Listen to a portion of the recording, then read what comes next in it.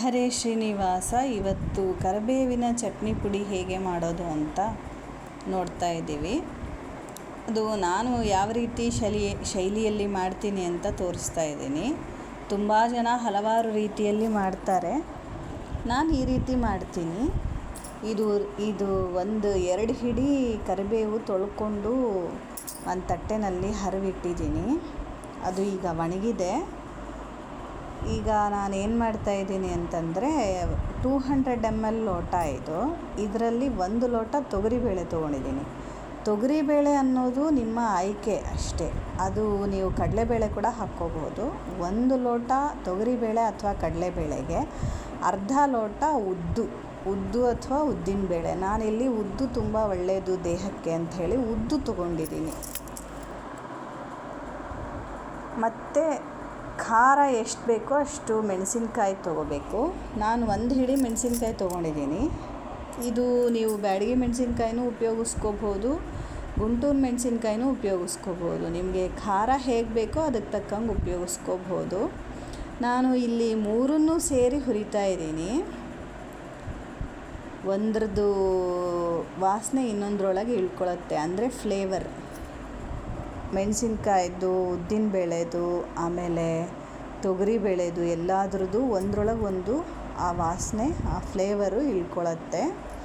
ಅಲ್ಲ, ನಮಗೆ ಪ್ರತ್ಯೇಕ ಹುರ್ಕೋಬೇಕು, ನಮಗೆ ಜಾಸ್ತಿ ಮಾಡ್ಕೋಬೇಕು, ನಮಗೆ ಕಷ್ಟ ಆಗುತ್ತೆ ಅಂದರೆ ಪ್ರತ್ಯೇಕನೂ ಹುರ್ಕೋಬಹುದು. ಈಗ ನೋಡಿ, ಇಷ್ಟು ಹುರಿದಿದ್ದಾಗಿದೆ.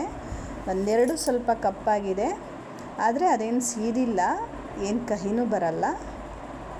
ಒಂದೊಂದು ಸಲ ಈ ಥರ ಆಗತ್ತೆ. ಈ ಕೆಂಪು ಬಣ್ಣ ಬಂದಿದೆ ನೋಡಿ, ಉಳಿದಿದ್ದೆಲ್ಲ ಸ್ವಲ್ಪ ಆ ರೀತಿ ಹುರ್ಕೊಂಡ್ರೆ ಸಾಕು. ಮತ್ತು ಇನ್ನು ಕೊನೆಯದಾಗಿ ಕರಿಬೇವನ್ನು ಪ್ರತ್ಯೇಕವಾಗಿ ಹುರ್ಕೋಬೇಕು. ಅದು ಇದ್ರ ಜೊತೆ ಸೇರ್ಕೊಂಡು ಹುರ್ಕೊಳ್ಳೋದಕ್ಕಾಗಲ್ಲ. ಒಂಚೂರು ಹಸಿ ಇದ್ರೂ ಕೂಡ ನಮಗೆ ಬೇಳೆ ಎಲ್ಲ ಬೇಗನೆ ಕೆಟ್ಟು ಹೋಗುತ್ತೆ ಪುಡಿ ಮಾಡಿಕೊಂಡ್ರೆ. ಅದಕ್ಕೆ ಇದನ್ನು ಪ್ರತ್ಯೇಕ ಹುರ್ಕೋಬೇಕು. ಇದು ಒಲೆ ಮೇಲೆ ಮಾಡೋದ್ರಿಂದ ನಾನು ಫ್ಯಾನ್ ಹಾಕ್ಕೊಂಡೇ ಇದ್ದೀನಿ. ಹಾಕ್ಕೊಂಡ್ರೆ ಅದು ಉರಿ ಚೆನ್ನಾಗಿರುತ್ತೆ ಅಂಥೇಳಿ. ಗ್ಯಾಸ್ ಮೇಲೆ ಮಾಡ್ಕೊಳ್ಳೋರಿಗೆ ಫ್ಯಾನಿನ ಅವಶ್ಯಕತೆ ಏನಿರಲ್ಲ. ತುಂಬ ಹಾರತ್ತೆ, ಈ ಕರಿಬೇವು ಮಾತ್ರ ಹುರಿಯೋವಾಗ ತುಂಬ ಹಾರತ್ತೆ. ಅದು ಹಾರದೇ ಇರೋ ಹಾಗೆ ನೋಡಿಕೊಂಡು ಸ್ವಲ್ಪ ನಿಧಾನಕ್ಕೆ ಮಾಡ್ಕೊಳ್ಳಿ, ನಿಧಾನಕ್ಕೆ ಹುರ್ಕೊಳ್ಳಿ. ಈಗ ಹುರ್ಕೊಂಡಿದ್ದೀನಿ, ಚೆನ್ನಾಗಿ ಒಣಗಿ ಮತ್ತು ಚೆನ್ನಾಗಿ ಫ್ರೈ ಆಗಿದೆ. ಕರಿಬೇವು ಚೆನ್ನಾಗಿ ಹುರ್ಕೊಂಡಿದೆ.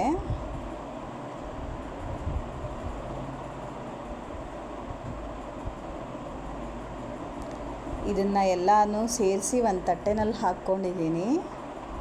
ತಟ್ಟೆನಲ್ಲಿ ಹಾಕ್ಕೊಳ್ಳೋವಾಗೇ ತುಂಬ ಹಾರ್ತಾಯಿತ್ತು ಕರಿಬೇವು. ಸ್ವಲ್ಪ ಕರಿಬೇವು ಹಿಡಿಯೋದು ಸ್ವಲ್ಪ ಕಷ್ಟನೇ ಇತ್ತು.